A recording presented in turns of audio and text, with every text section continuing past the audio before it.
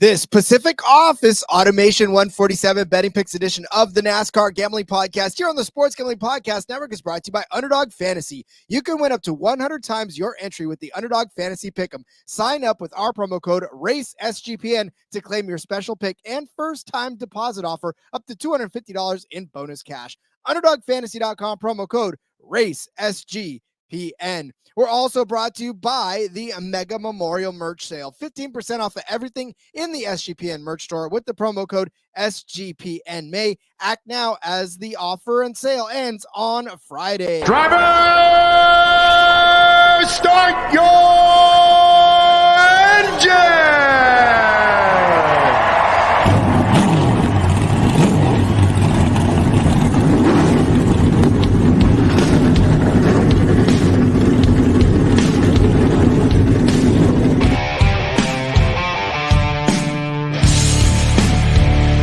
Strap in and pull those belts up tight as the Sports Gambling Podcast Network presents the NASCAR Gambling Podcast.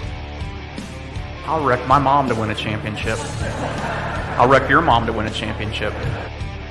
With all the news and the best bets for your NASCAR weekend. It refrains me from not beating the out of you right now because you asked me stupid questions. But since I'm on probation, I suppose that's improper to say as well. If you could talk about racing things, we could talk about racing things. Now, here are your hosts, Rod Villagomez and Cody Zeeb.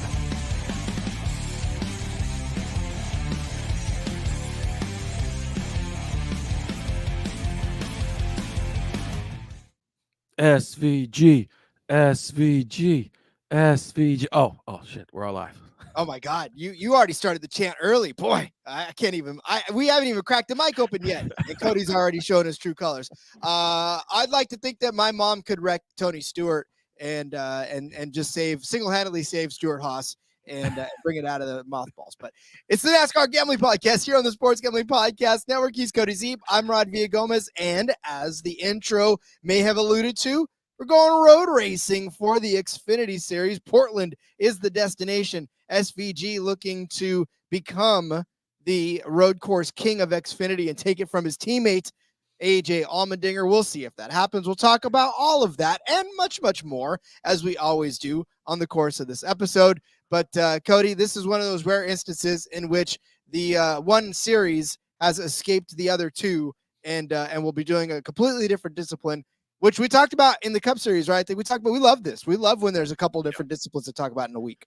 Yeah, it's a lot of fun because it's completely different, right? We did the research on the oval, the short flat or mid-size flat of Gateway for the Cup Series. Then you shift over to Xfinity, and it's completely different. You're looking back at Portland previously. You're looking back at the road courses throughout the Xfinity, guys, right? And it's a completely different discipline, completely different way we're going to approach betting on it, which is a lot of fun. And then, of course, tomorrow we'll be back with the Truck Series, back on the oval at Gateway. So, again, shifting the mindset, which I don't mind. We don't get a ton of weeks like this where you've got them kind of split in different places, and not only in different places, but different styles, right, where it's very different being a traditional oval to a road course. So, a lot of fun and road course racing in the Xfinity Series, Rod. Not for the faint of heart, I will say that for sure, especially if you're betting on it. But it is really, really fucking exciting. So we're in for a good one this week in Portland. You know, and here's the thing too. I'm I mean, I'm trying to think back to last season as far as how many road courses we had leading up to. We've only had one so far, and again, we talked about the different track styles that we've been to over the course of this first couple of months of the season. Like, it doesn't feel like we've been to back-to-back tracks of any sort of anything. You know, it's been a mile and a half here. It's been a road course there. It's been a super speedway here. It's been a short track here. It just feels like we've continued to kind of bounce around, and we're doing it again right here in Portland because we haven't been to a road course since Austin since Coda earlier in the season. Yeah, absolutely. Again, schedule makers really been kind of nailing it lately, Rod. I love it. Yeah, they've been doing us a lot of favors. So, yeah, like we said, we're going road course racing, and we can't be more happy about it. But before we start to break down this race, I would like to tell you about our college basketball tournament, college baseball. Damn it, Rod. College baseball. I don't know why, but college basketball is the predominant thing in my head, but we have college baseball as well. And the college baseball tournament is starting this Friday, and Noah Bieniek has you covered with the college baseball experience. Plus, hop in the college baseball. It's not as if I edited my saying basketball and put baseball. College baseball bracket contest for a chance to win a $200 sexy SGPN gift card that you can redeem for sexy clothing or a coffee mug that's really not quite as sexy, but who wants that? I know I do. I love coffee. So anyways, make sure you go down there, sportsgamblingpodcast.com/bracket. Enter that college baseball contest. And of course, while you're at it, you can use that $200 card that you got to enter and get into our merch store, where until the end of May, which I guess is a couple of days away, you can use the promo code SGPNMay for our Memorial Day merch sale. 15% off of everything in the merch store using promo code SGPNMay. Like I said, grab a hat, grab a coffee mug, grab a hoodie, grab a t-shirt, whatever you want. Just make sure you use that promo code before it expires. Right, Cody, it is the Pacific Office Automation 147. How are you going to put two words that have the same first sound to it? Pacific Office Automation. Pacific Office Automation 147. Yeah.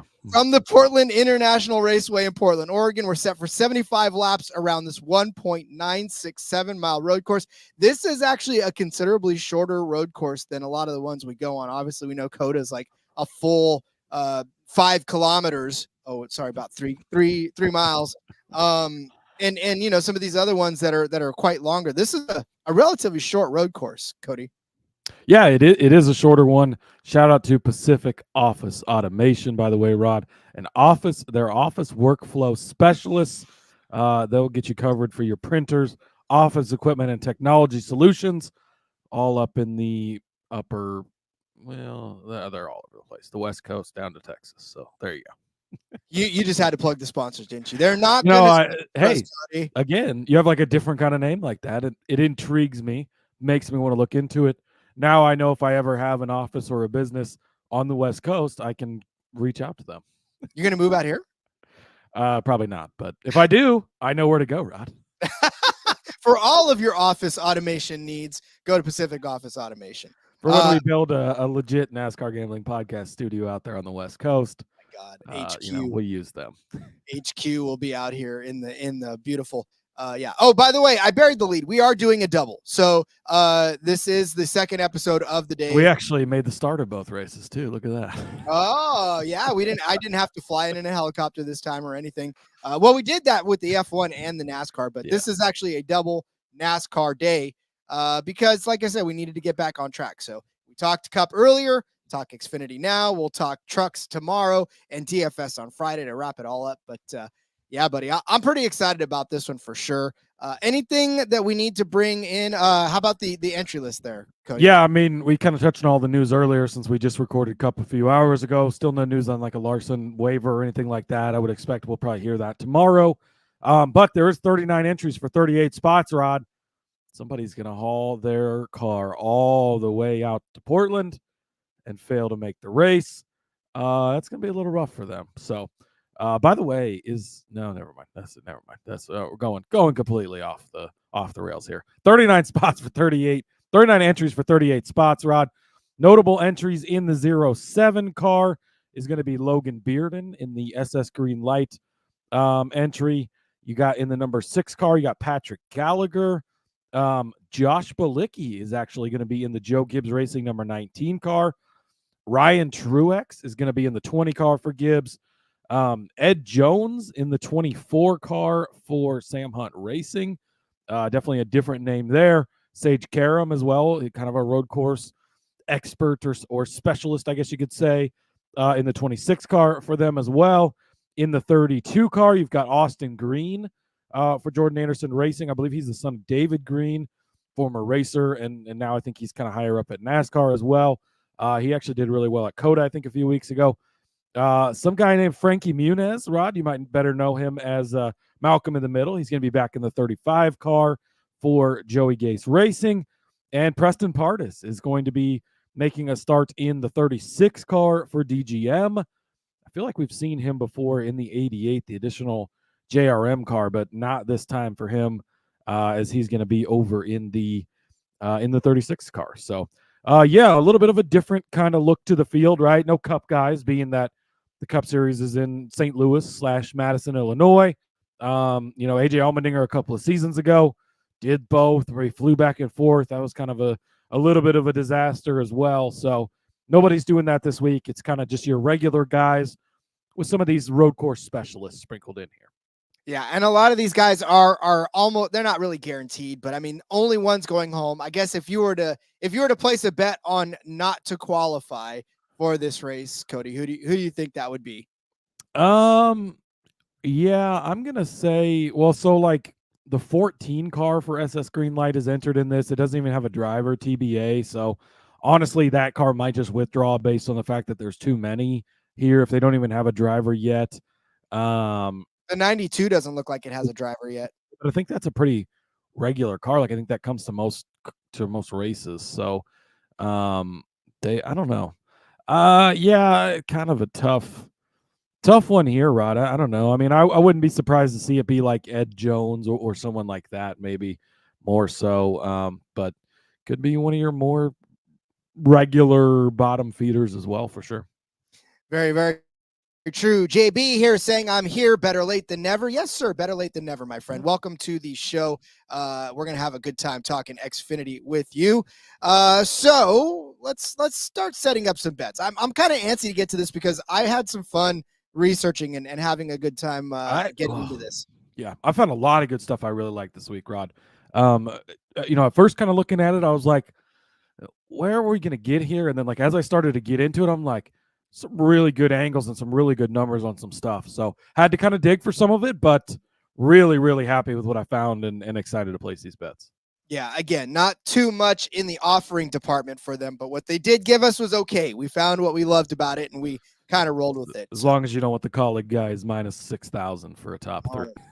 What are they, Max Verstappen over here? I swear to God, I thought I was looking at F1 odds. I was like, this is not SVG, Max Verstappen. I mean, I would definitely pick SVG. Yeah, well, I don't know if I do all that.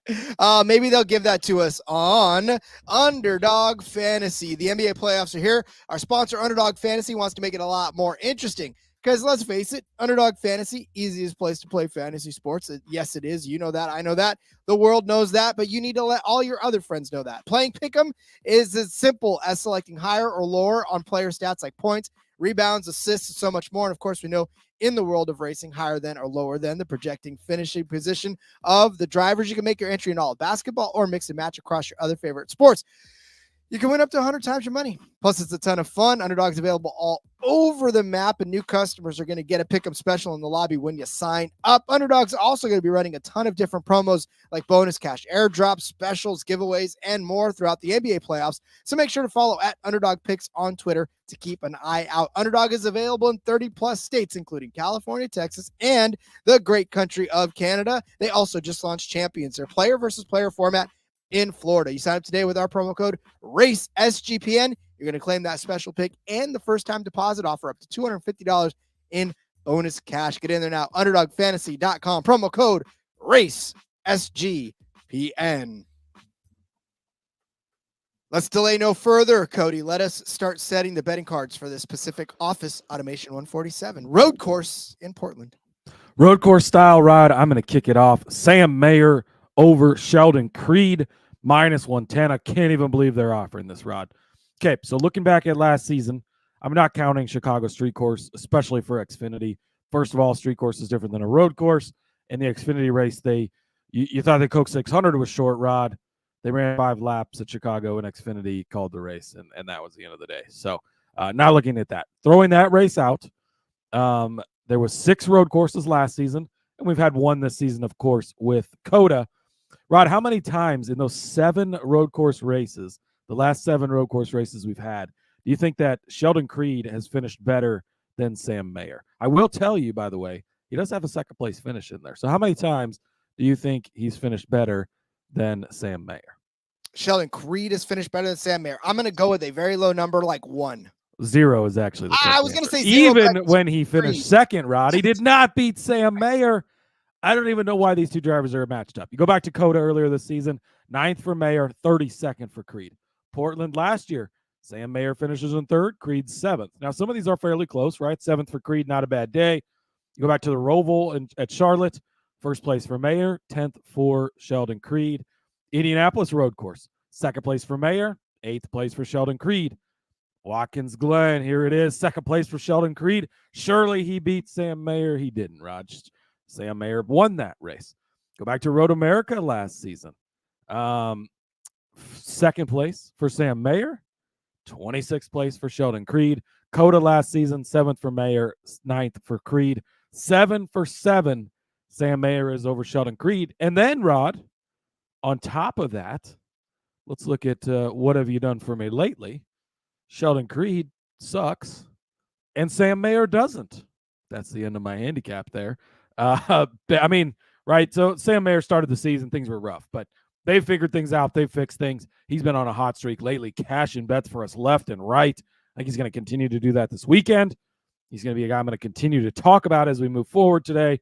But Sam Mayer over Sheldon Creed to kick the card off. Honestly, I can't even believe these guys are matched up, let alone -110 on the Sam Mayer side of things. So this is Sam Mayer all day, all night, twice on Saturday. Yeah, and for me, it's Junior Motorsports, so you don't have to sell me. And again, as much as I do not like going against my favorite Canadian that's not a Canadian from California, he hasn't given me much reason to go with him lately. I mean, the fact that we both wear glasses is not enough of a bonding point for me to continue to back him. So Sheldon, you and I will have a beard. We'll have talk about how it's like to have 4 eyes, and we'll figure stuff out, but not right now. You might have like 8 with the thickness of those glasses, Rob. That is actually true. There's a very, very, very, very thick glasses frames in there. So, so this one, I don't know if you guys are fully, not fully, but I don't know if you guys are aware of the cartoon, the Tiny Toons cartoon, where anvils continue to fall all over the place. And I know we talk about pianos falling out of the sky, but for both of these guys, it's not pianos. It's straight up anvil. It's Chandler Smith, Riley Herbst in a matchup. Chandler Smith is actually +110 to best Riley Herbst in this race. I'm going to go ahead and take that. Chandler Smith +110 over Riley Herbst. Again, like there's so many anvils that are dropping out of the sky for both of these guys. Riley Herbst's average finish this season, 17.7, including a crash at COTA. Started 19th, finished 34th. Just a horrendous day in COTA. And that's the only road course that they've been on, right? But even still outside of that, like he finished 2nd at Talladega. That's great, but that's a super speedway. You can't really count that. He finished 5th at Las Vegas. That's 1.5 miles. That's, again, you can't really count that. But listen, this is more about the bad luck of Riley Herbst that has not seemed to really find a whole lot of purchase. 38th last week at Charlotte. He crashed out, but he started 19th, right? 16th at Dover, 27th at Texas, 25th at Martinsville. In Texas, he started 5th and finished 27th. It has just been a very, very, it's just been a bad season for Riley Herbst. Let's put it that way. It's not even close. Chandler Smith, for as much as we have said lately that his luck has fallen off, well, it hasn't really fallen off that much. His average finish, 8.3. I'm again, not good at math, but I do know that 8.3 is much better than 17. In fact, an 8th place finish at COTA for Chandler Smith. We look at finishes like 18th and 12th, 25th and 15th as being disappointing days for Chandler Smith. But all those finishes that I just read off, 4 out of the last 5 have come within 4 out of the last 5, right? Outside of that, 5th at Daytona, 2nd in Atlanta, 3rd at Vegas, 1st at Phoenix, 8th at Austin, 1st at Richmond, 3rd at Martinsville. He has been a front runner for a better part of the season. Now, the last 4 races have been completely horrendous for him, but you put him back on a decent size, a decent course that he knows how to get around, and he very much could pull this off. Chandler Smith in total is actually not all that bad at road courses. He's got 9 career starts, 4 top 10s in that, including a top 10 finish at Portland in the 16 car. I know he was driving the 16 car last year, Colleague road course. I get it. But Gibbs on road courses aren't that bad either. So he finished 9th in that race in the 16 car. Whereas Riley Herbst on this particular track, not really been his all-time favorite track at all. In fact, in road courses in general, 26 starts, 2 top 5s, 9 top 10s. On this Portland track, he's got 2 starts. Both of them have ended in a crash and or an engine failure. So 35th and 32nd for the 98 car on this track. It's got to be Chandler Smith. He's going to get back on the horse on a course he loves that he's familiar with and beat Riley Herbst, unfortunately. Unfortunately, Rod, I have positive things to say about Chandler Smith in a little bit, so I'll get into that more in a bit here. Plus money too, plus 100 for Chandler Smith. That's that, or plus 110 even for Chandler Smith. Especially just with as bad as things have been going for Herbst here lately. I think, he seems to be kind of streaky when he gets going. He gets going, right? And we capitalized on that at times last season, although we went through both, right? Early in the season, he was good, fell off for a long time in the summer, and then he kind of picked it up at the end of the year. So once things turn around for him, we're going to get back on him. But until then, Rod, I think you have to fade him, especially against, Smith has been struggling, but he's still been pretty good on a week-to-week basis. So I do like this matchup, especially at plus money. Yeah, I know. And like I said, we like to give Smith a lot of grief because we expect him to be winning more races and finishing top 5 in more races. And when 4 out of the last 5 races, he hasn't done any of that, you start to get what happened to Chandler Smith. So I think he could turn it around this week and cash this prop for sure. Speaking of props, if you're betting on NBA props, NBA player props, then you need to download Rhythm. Rhythm gives you a menu of the best player props for every single NBA playoff game, making it easy to go through and find the best props to put your money on in seconds. Rhythm's predictions are backed by over 3 years of data and a team of data scientists and quants that focus on the fine-tuning of our algorithm to give you the best shot at winning. Rhythm pairs its prediction with player prop graphs to help you feel even more confident in your picks, which you can make wherever you normally place your bets or DFS picks. From superstars to bench players, Rhythm finds the best player prop lines, all backed by AI data without you needing to endlessly scroll a sportsbook. Rhythm also allows you to create your own custom NBA model so you can get AI-backed money line, spread, and total picks for every playoff game. Start your free 7-day trial and start winning your NBA player props with Rhythm, available wherever you get your apps. All right, Cody, where are we going next? Well, Rod, I was going to try and pull a fast one. Caesars was hanging AJ Allmendinger top 5 at minus 150 a little bit ago, but they seem to have corrected that. He's now minus 400. Oh my God! Wait a minute, was he? Yeah, minus 400 for a top 5. So, AJ Allmendinger and Shane Van Gisbergen and Rod. I wanted to find ways to get in on these guys, but holy shit, the books just love them. We are going to talk about them in a little bit. I'll have more thoughts then, but unfortunately that bet's no longer available. So minus 400, you only pay the juice if you lose, Rod, but too many things can go wrong for that kind of juice. So instead, I'm going to go over to Cole Custer. Take him for a top 5 plus 130. Rod, Cole Custer is the defending winner of this race, not because he was running in the lead for most of it, but because he was in the right place at the right time at the end of the day. First and second place took each other out. That is something to note going into this as you place these bets, because it can happen to your bets as well. We just saw it at Coda, right? SVG and AJ 1-2. They have the thing late. SVG gets the penalty. AJ gets wrecked. Larson slips through, wins the race, right? Last year at Portland, we had this. We had it happen somewhere else last year. I think Cole Custer maybe also won the race. Happens a lot late in these races, so keep that in mind. But to the point of Cole Custer, Rod, I don't know that he can win this race, but I do know that he always hangs around and he's always there at the end of these things. And That's all you're looking for. It just needs to be top 5 plus money plus 130. 4th place at Coda. That's in the top 5. Won Portland last year. Again, that's inside the top 5. Wasn't the guy leading it at the end or leading it near the end, but he was in the top 5, ready to pounce. In the C's parted, he got through there. 2nd place at the Roval. Again, 5. 7th at Watkins Glen, just outside of the top 5. He'll also take that. 6th place at Indy. Pretty close there, Rod. He did win the Chicago Street Race, but again, tough to look too much at that one. And he was 6th place at Sonoma. I think he might have been the first non-Cup guy in that race, too, because that was a loaded race. You had Kyle Larson, you had Eric Almirola, AJ Allmendinger, who was a Cup guy at the time.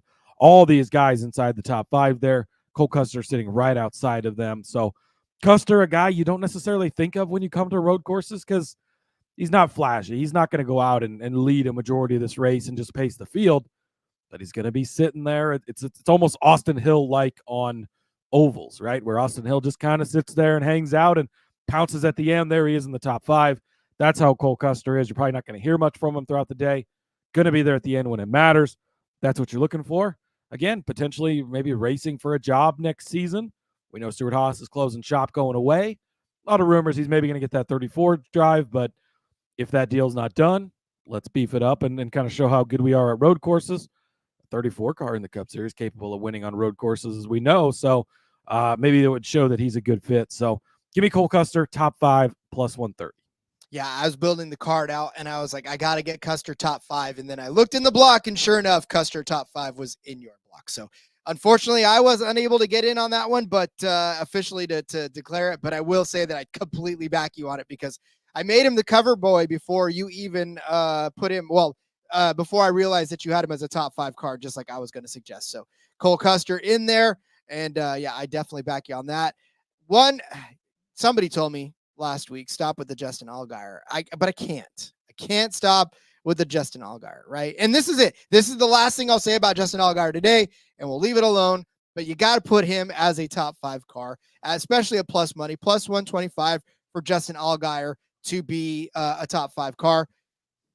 I could begin and end my argument with the fact that he's done it both times he's been on this track, right? I mean, he started 9th in 2022, finished 5th, started 5th in 2023, finished 2nd. So not only has he finished inside the top 5, but he's improved his starting position to get there. And in fact, last year he led 23 laps of that 2013 race, only to lose to Cole Custer in the end, right? Those last 5 laps. And it really, I think it was that Justin Allgaier was leading actually from lap 53 to 75. And then we had that caution. And then Justin Allgaier, couldn't hold on.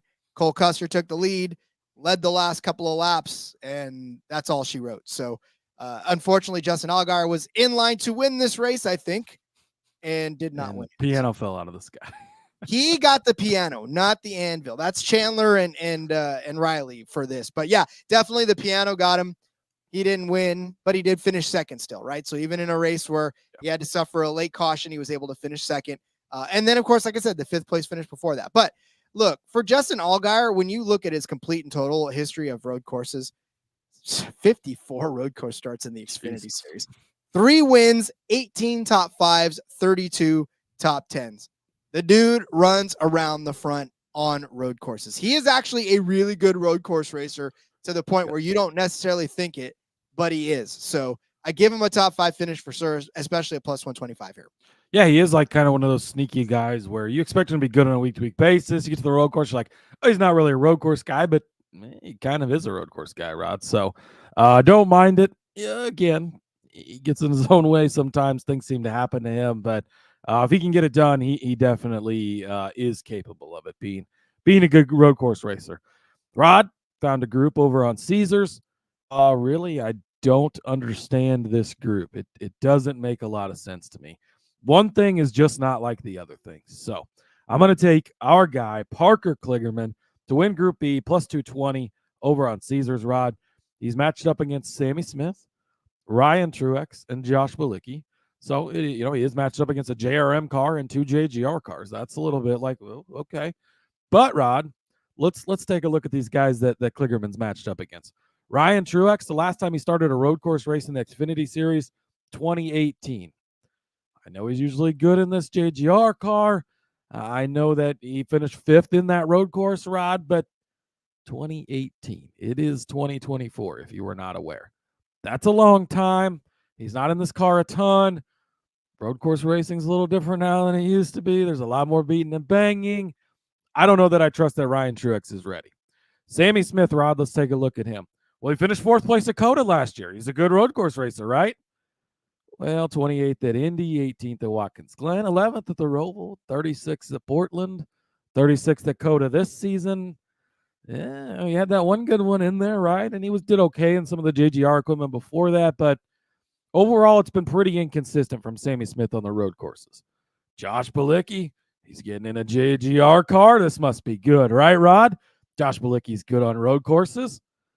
32nd at COTA, and not all these were in JGR equipment, but equipment matters less on the road courses than it does elsewhere. It still matters for sure, but the good drivers and the good road course guys can have good days even in lesser equipment. So 32nd at COTA, 25th at the Roval, 28th at Watkins Glen, 18th at Indy, 22nd at COTA. Again, nothing really jumping out to me here that Bilicki's that good, Rod. Now let's look at Parker Kligerman, right? Okay, so we've had a lot of 18ths, 28ths, and stuff throughout this, right? 5th place at COTA. He was 14th here last season.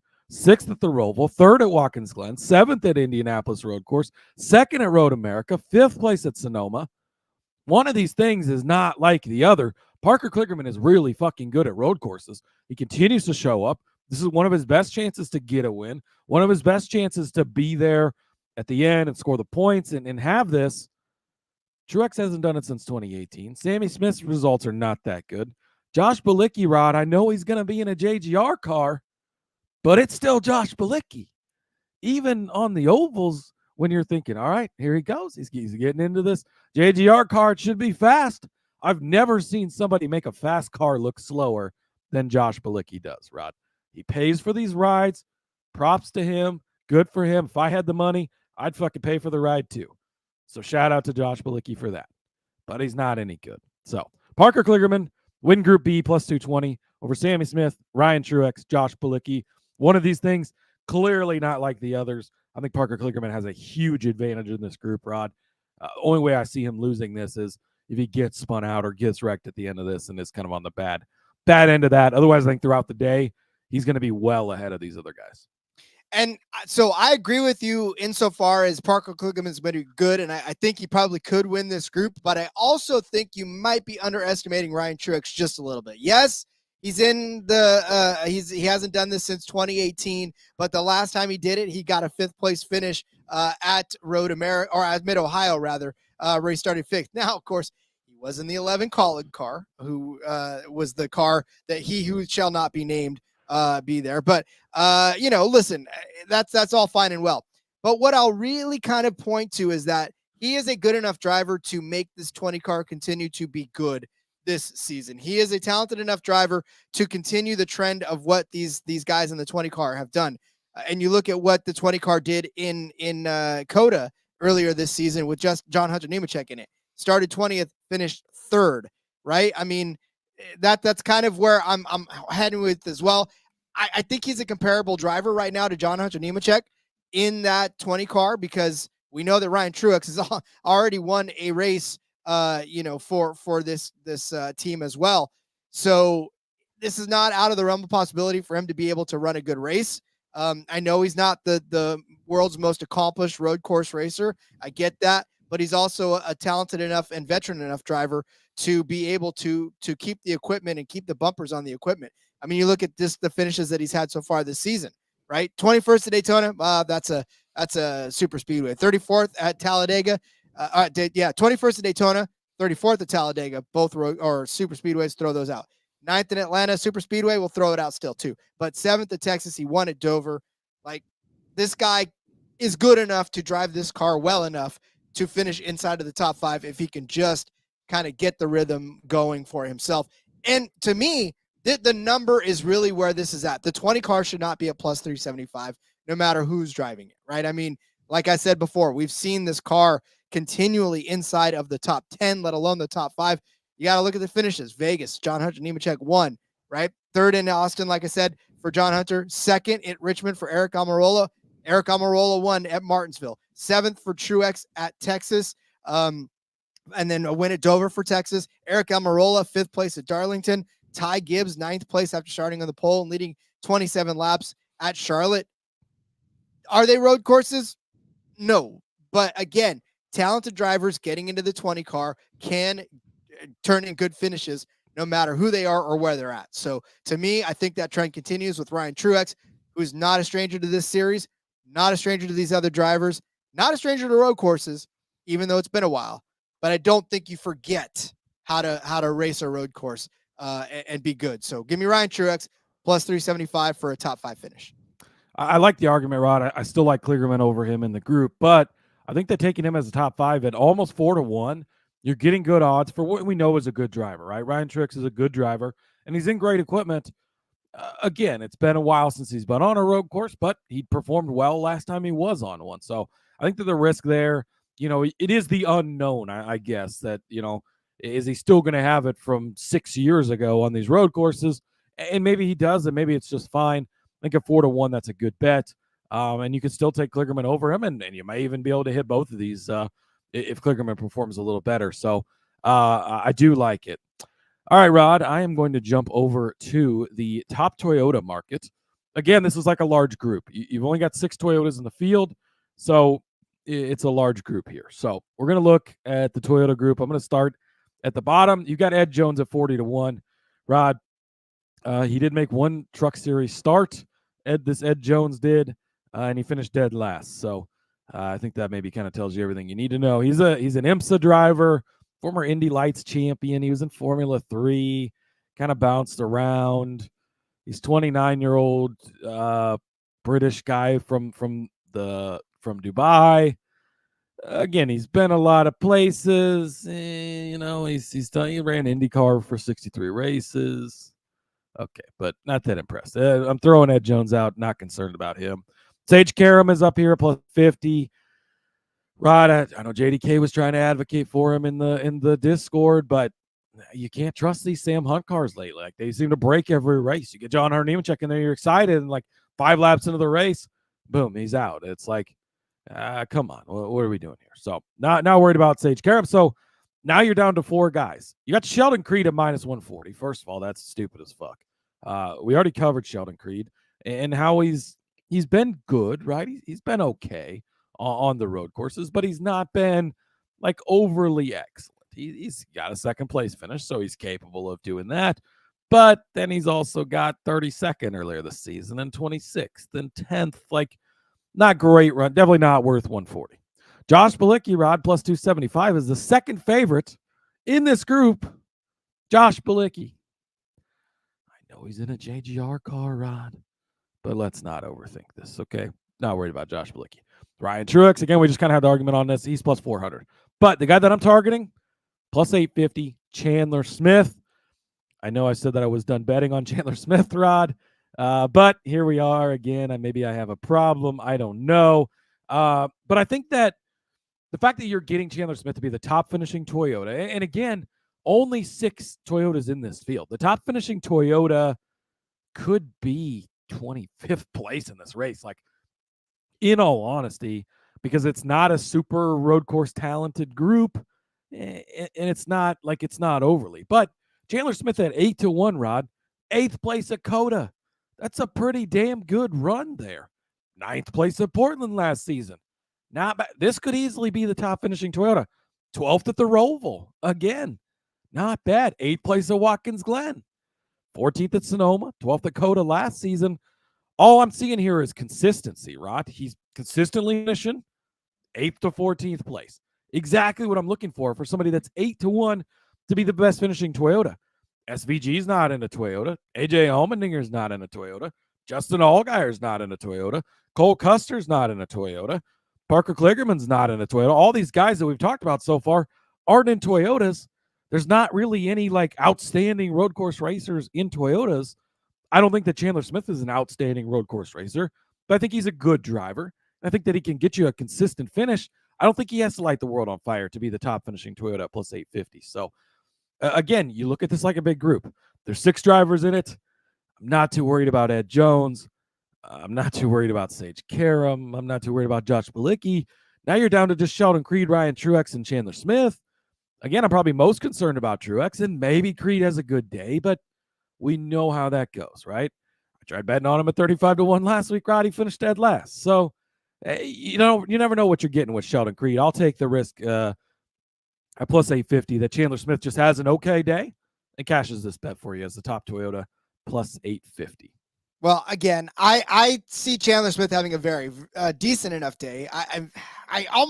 I wanted to take him as a top 5, but I don't think his number was good enough for that either. So that's why I went with him over Herbst. So I'm with you on that, and I really do think. And I'm a little salty, by the way, that you took both manufacturers because you didn't even give me one. So I was like, well, the hell with too many good bets to be. See, that's what I'm telling you, Rod. Like I started, I was looking at top 5s, and that's when like Allmendinger's minus 400, SVG's minus 370. I'm like, the fuck are we doing here? Like, and then as I started to dig deeper, man, these manufacturer bets, there's some good ones, Rod. So sorry.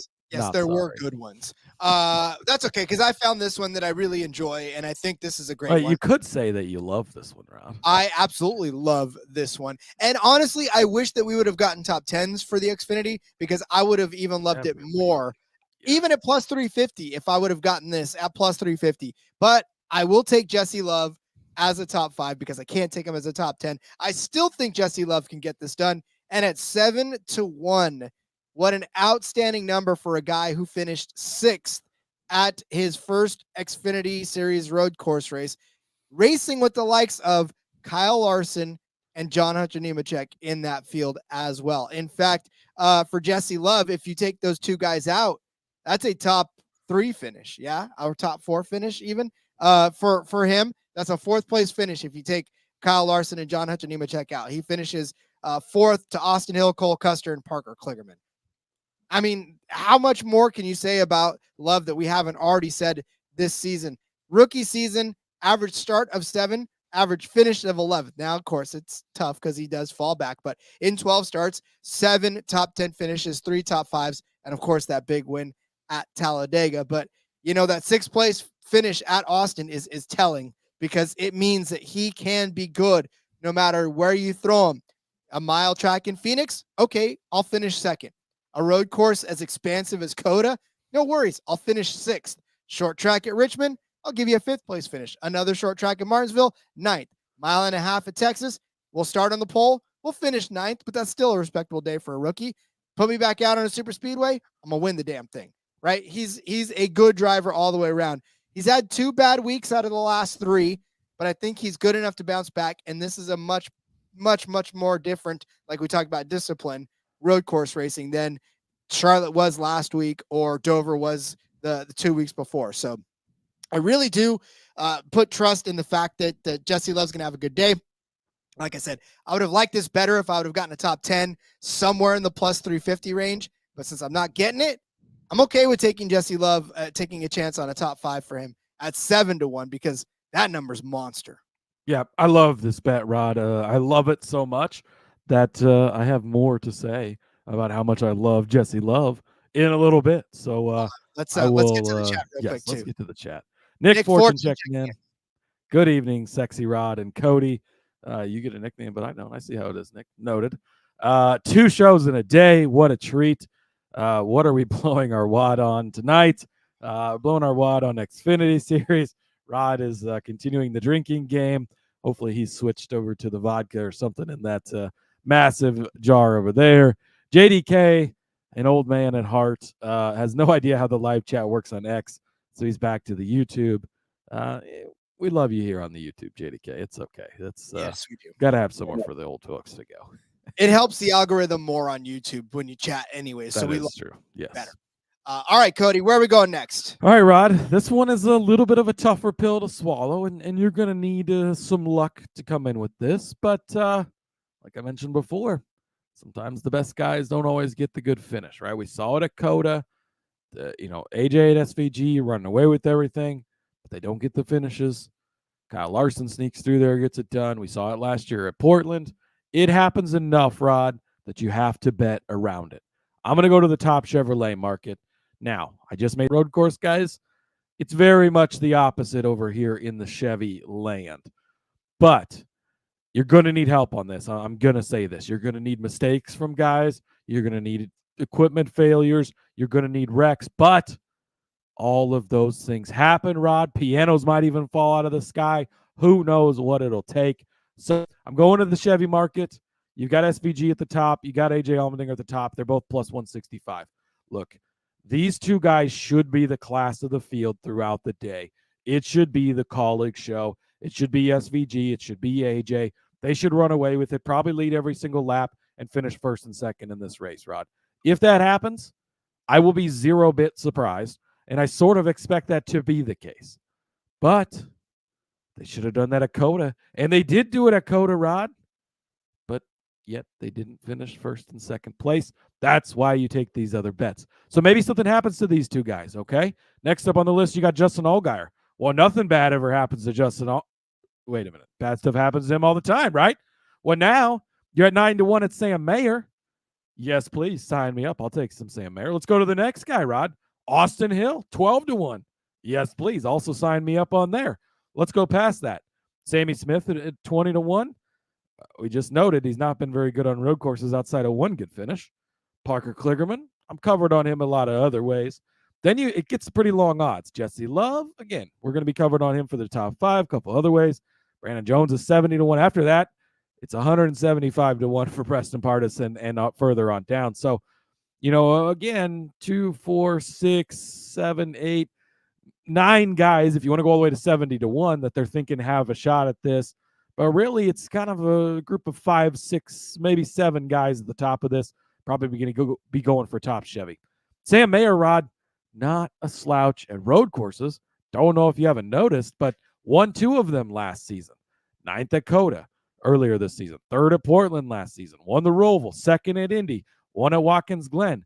1 at Road America. My apologies. He had 3 wins on road courses last season. 7th place at COTA. 3 wins on road courses last season, Rod.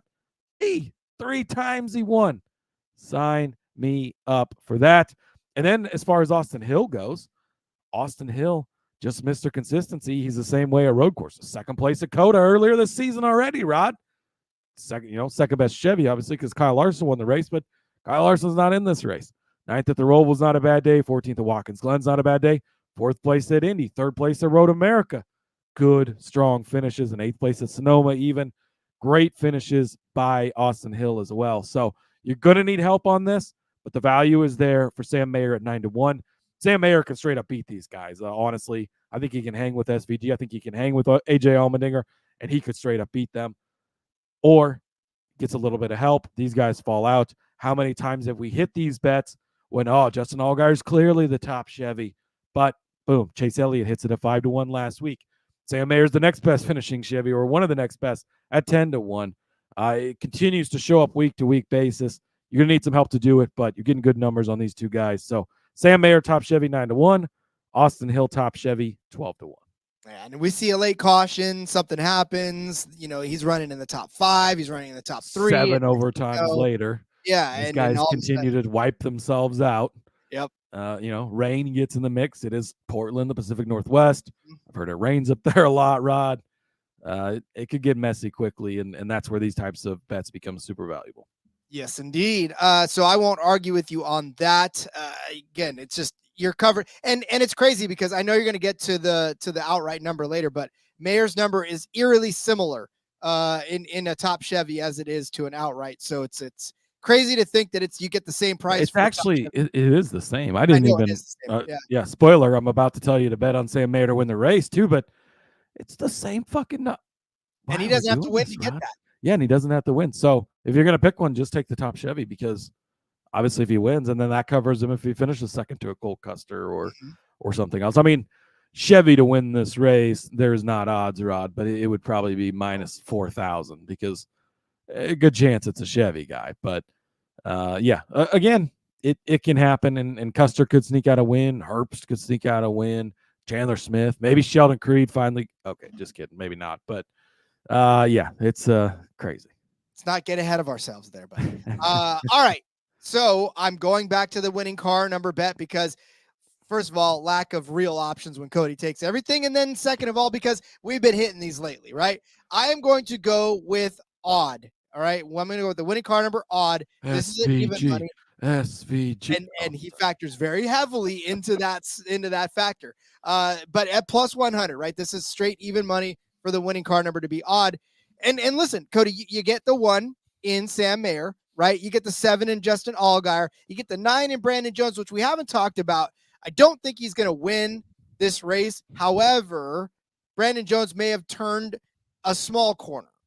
I don't know. We'll have to see in future races if that really sticks. But it was the track he's good at, Rob. I said a small corner. He's got his tracks where he's good at. He sucks everywhere. That is true. Although he did. I mean, he's a top 15 car. So I mean, and we may talk about him in DFS. I'll just say that right now. There you go. But you get Austin Hill.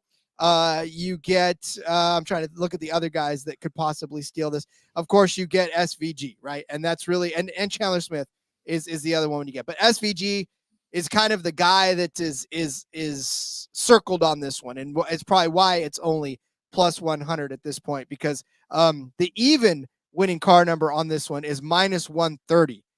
I know that you only pay the juice if you lose, but I still don't know that I want to give minus 130 for an even number when, there's a lot of good odd cars out there. And really the only ones that I could come up with for the even was Jesse Love and AJ Allmendinger to win, right? I mean, I know that you could talk about Truex being a top 5 car, but I don't think he can win.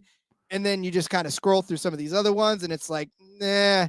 I mean, and Parker Kligerman, again, you'll talk about him in a second, but it doesn't seem very, it doesn't seem like it's enough for me to want to go ahead and say even. So I like plus money for the odd side of it because there are a lot of good drivers on the odd side. And of course, if Shane Van Gisbergen does not win this race, which I'll talk about in a second, it's got you covered on some other good cars like Sam Mayer, like Justin Allgaier, and the likes of those guys. So, give me the winning car number as odd at plus 100. JDK lives in the Pacific Northwest, and it literally rained at least 10 different times today, and the weather app said there was a 0% chance of rain.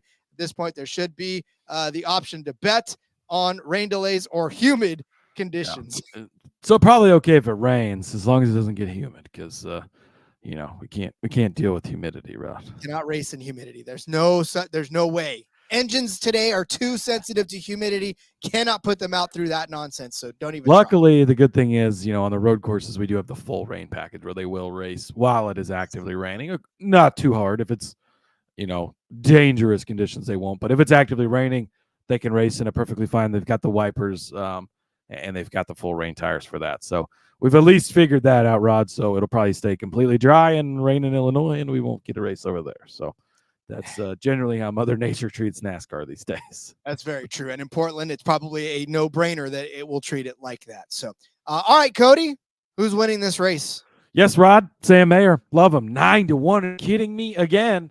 If you like Sam Mayer to win this, and you have the option over on Caesars to get him a top Chevy at 9-1, just maybe go ahead and take that because it's obviously the same number. And then you're, safe from getting I just can't believe, double checking. He is 9-1 over on Caesars right now. So I don't understand why it's the same number, but just take the top Chevy if you have that option.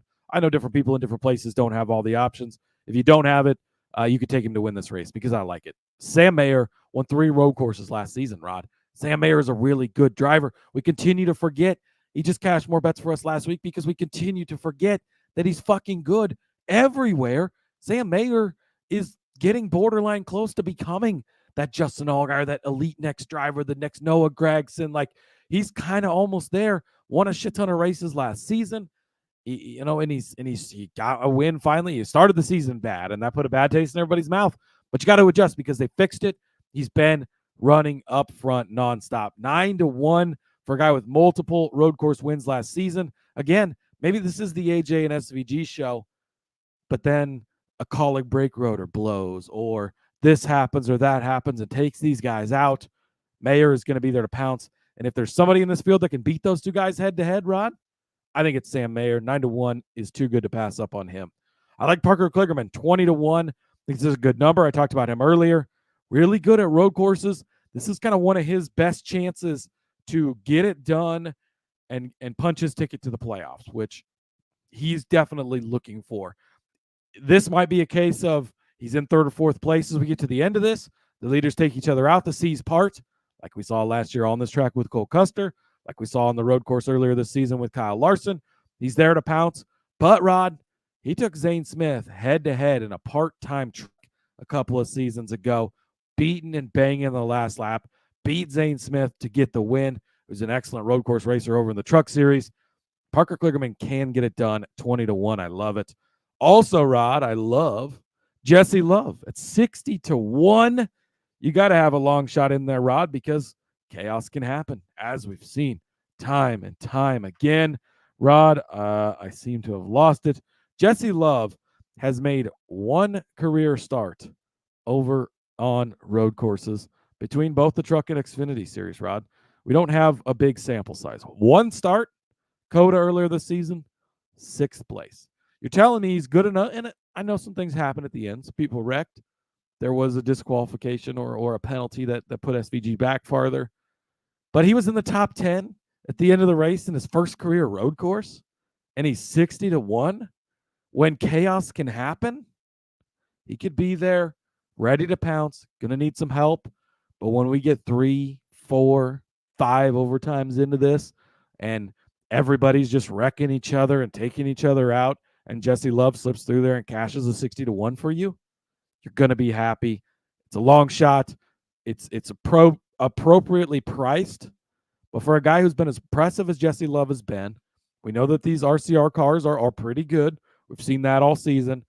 It'll be able to hang. He's a good driver. He's 6th place in his one start. I'll take it. Give me Jesse Love at 60-1. Yes, I will agree with you on just about all of those. And I want you to blink twice if you're okay, because you're showing a lot of love to Junior Motorsports right now. I don't know. Again, this is a track where equipment doesn't matter as much. And I hate to shit on JRM equipment because it's obviously really good, but in general, the JGR equipment seems to be better, although the tide could be turned a little on that, Rod. Stay tuned for the next oval. But, dude, fucking Sam Mayer, this guy's made me so much money because they just keep sleeping on him, and I don't understand it. They're just not catching up quick enough. Thank you. I'm glad. Hopefully they're not listening, because keep sleeping on him, because we're going to keep betting on him, and he's going to keep showing up, and everybody's going to be so surprised. And it's like, well, we know that this is who Sam Mayer can be. I love it. And yeah, he's my guy. So listen, I'm not getting cute. I'm just not going to get cute. I'm going to tell you that AJ Allmendinger, and you can find him at plus 230 on Superbook, and you can find SVG at plus 230. I'm sorry, AJ's at plus 230, SVG's at plus 235. I know that it's sexy for a 9-1 to win, a 20-1 to win, a 60-1 to win. I know it is. I get it. I understand. But there's this guy named AJ Allmendinger. Yeah, he finished 10th at Coda earlier this year on a track that he probably should have dominated on, but he did lead half of that race, almost half of that race. His other buddy, SVG, led the other 20 laps. There was only 8 laps that were not led by either AJ Allmendinger or Shane Van Gisbergen. Now, of course, at the end, Shane got himself into a little bit of trouble. Yeah, and he didn't end up finishing where he actually finished. But there were 8 laps in that 48-lap race of Coda that were led by somebody other than that. Kligerman led 4. Austin Hill led 1. Kyle Larson led the other. Brandon Jones led 1 more of those, and Ed Jones led 2. So, again, I know Ed Jones led 2 of those laps, which is fantastic. But the thing about it, if you know NASCAR at all, I don't have to tell you or sing to you the song of AJ Allmendinger being the road course king of Xfinity. 29 road course starts, 11 wins. 11 wins. 23 Correct. top 5s. There is only 6 times in his entire road course career that he did not finish inside of the top 5. One of those was at Austin or at Coda earlier this season, right? 26 top 10s. AJ Allmendinger, I don't have to tell you any more about him. You know the story. You know he could end up winning this race. He's pissed that he had to finish 10th earlier this season. He moved all the way down to the Xfinity Series after being in the Cup Series, of which, by the way, He's got 3 wins on road courses in 39 starts in the Cup Series, 9 top 5s, 20 top 10s. He can hang on road courses. That's all there is to it. I'm not going to get cute. Plus 230 for AJ Allmendinger. And then I'm also going to top in SVG at plus 235 because, like I said, this dude, that is his discipline. I don't know if you know the story of him in Chicago, but he did win the Cup Series race in Chicago. It was his very first Cup Series start. Don't make me tell you there's a difference in street courses and road courses. Right? I get that. I understand that. But he did, like I said, lead 20 laps in his first Xfinity road course. So yeah, he was dominant at Coda. I mean, and he should have won that race, right? There was a caution with 4 or 5 laps to go. Then you get all the shit at the end, and he ends up cutting the course or whatever the deal was, and gets the penalty. So the result not indicative of how he ran, because he fucking destroyed everyone that day, even AJ Allmendinger. Yeah, even AJ and his teammate, and he had to come up a couple of times through pit strategies, and he had to find his way back up the field. I will just tell you that what happened to him there, that was his education, that was his lesson.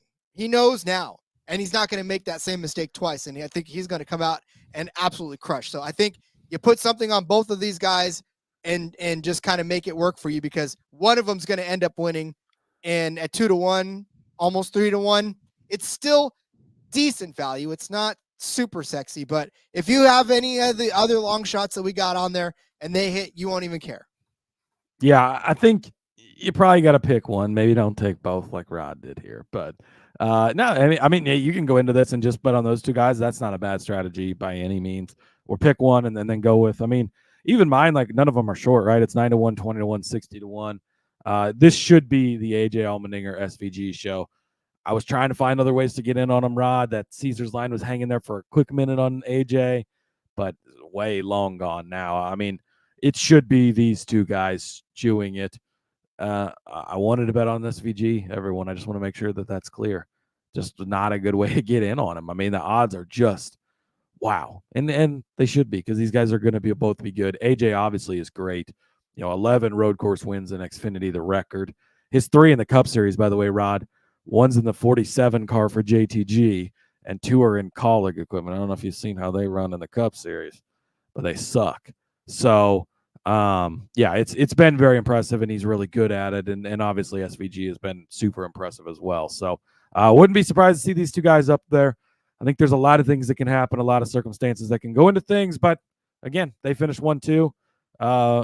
They should really offer like an exact, and maybe Caesars will do like a boost on that for them to be 1-2, because I think that'd be something interesting to maybe get in on, depending on the number, because they should be the class of the field on Saturday. I'd rather do a Quinella on them, if truth be told. I'd rather not necessarily have to pick the exact. Yeah.